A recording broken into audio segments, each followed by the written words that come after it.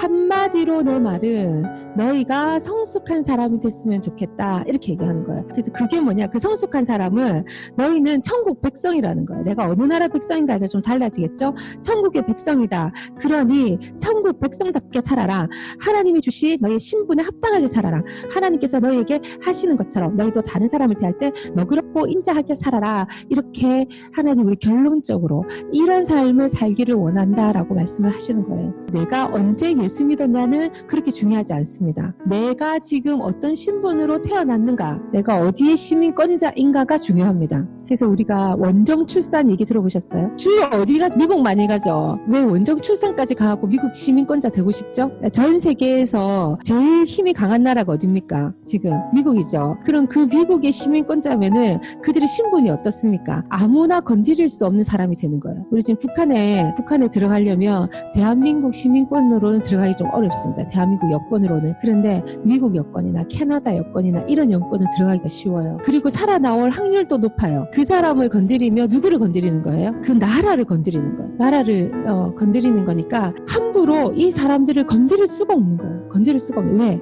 이 사람을 아주 민간인 누구라도 건드리면 전쟁을 선포하는 것 같아요. 그래서 미국 사람은 어디를 가든지 행동을 잘해야 돼. 왜? 자기 행동을 잘못하면 바로 어디가 타격을 받아요? 그 한 개인이 잘못했는데 미국 전체가 욕먹는 일이 막 벌어지죠. 근데 또 그 한 개인이 잘하면 미국 전체가 뭐예요? 또 영광을 받는 일들이 막 벌어지는 거예요. 왜? 그 국민은 그 나라를 대변하기 때문에 그런 거예요. 지금 주님이 뭐라고 말씀하십니까? 제발 좀 성숙한 사람이 좀 되라. 마음이 넓은 사람 좀 되라. 좀 베푸는 사람이 좀 되라. 남이 이렇게 한다고 이렇게 하고 저렇게 한다고 저렇게 하고 제발 좀 그렇게 하지 말고 좀 다 포용하고 좀 다 수용하고 이런 사람이 좀 되라. 왜?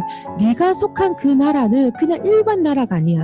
네가 속한 나라는 일을 함부로 할 수 없는 권한을 줄 수 있는 그런 나라야. 너는 너무나도 많은 것을 소유했어. 우리가 어떤 한 나라의 시스템을 잘 이용하면 그 사람은 높은 권위로까지 올라갈 수 있는 권한을 가집니다. 그 나라의 시스템을 잘 이용하면. 내가 미국 시민권자가 돼서 미국의 시스템을 잘 이용해서 내가 법조계나 아니면 경제계나 또는 교육계나 이런 일곱 영역에 들어가서 내가 목소리를 낼 수 있는 사람이 있어요. 마찬가지로 하나님 나라도요. 하나님의 나라를 잘 이해해서 그 시스템대로 잘 하나님의 나라를 하는 사람들은 성공된 삶을 살 수 있습니다. 그래서 다른 사람들에게 힘이 있는 사람이 돼요. 어떤 사람이냐, 하늘나라에서는 그런 사람을 잘 포용하고 긍휼을 베풀고 하나님과 같은 일을 하는 사람에게는 그런 권한을 준다, 그런 힘을 준다라고 하나님이 얘기하시는 거죠. 그럼 어떻게 해야 되느냐? 우리 앞에 좀 돌아보도록 하겠습니다. 그래서 하나님이 계속 법 얘기를 하고 계시는 거예요. 5장 17절에 보겠습니다. 내가 하나님의 율법이든 예언자든 성경을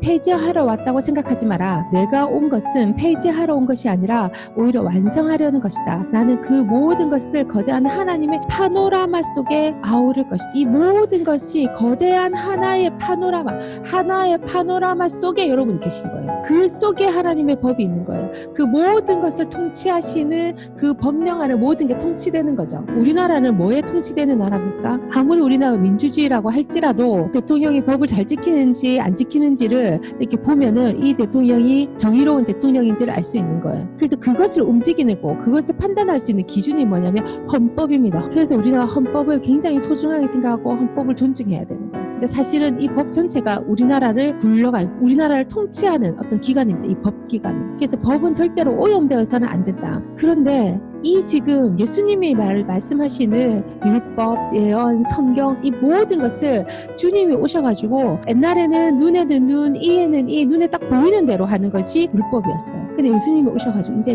너희들이 마음으로 하는 것도 죄가 될 수 있다라고 너희들 마음을 살피라고 얘기합니다. 근데 이상하게 또 뭘 요구하시냐? 품위를 또 요구하시는 거예요. 품위. 너희들은 하나님 나라의 백성이니 그 품위 있게 살기를 내가 원해. 너희들이 겉으로만 잘 사는 것이 아니라 너희 마음속까지 바꾸어서 너희 품위롭게 살았으면 좋겠어. 왜? 내가 오기 전에는 너희들이 죄를 용서받거나 죄를 다룰 수 있는 능력이 없었는데 이제 내가 와서 십자가를 지고 이 예수님이 이미 다 예언하시고 오신 거잖아요. 십자가를 지고 그 죄를 해결해 줄 것이기 때문에 너희들은 그걸 충분히 다룰 수 있는 능력이 있다는 거죠. 그래서 우리에게 이제 품위를 요구하기 시작하셨어요. 여러분, 노예는 품위가 없습니다. 예, 노예로 살 때는 별로 품위를 생각할 필요가 없습니다.